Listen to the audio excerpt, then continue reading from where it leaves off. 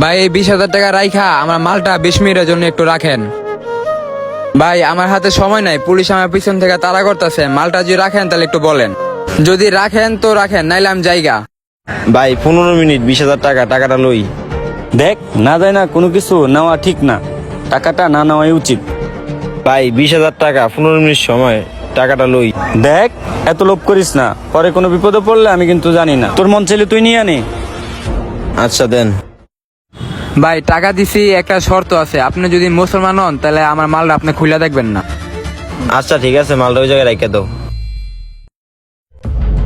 20,000 গেছে, যাক, বাচ্চা থাকলে কত 20,000 কামাই তার মো।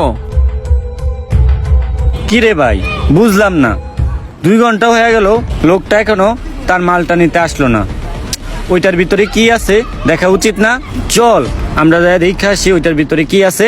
না না না, আমি আমাদের খেয়ানত করতে পারবো না। কি কস? ওই লোক বলছে 15 মিনিটের জন্য, এখন 2 ঘন্টা হয়ে গেছে, তো এটা দেখা উচিত না? তুই থাক, আমি যাই দেখে আসি কি আছে। ঠিকই তো, 15 মিনিটের জায়গায় 2 ঘন্টা হয়ে গেল, ওই লোকটা এখনো আসলো না। না, আমি ওই যে দেখে আসি।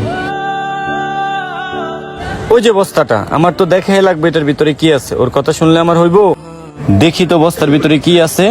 ভাই দাঁড়াও, আমি সব দেখি। ধর ধর, ওইদিকে নি।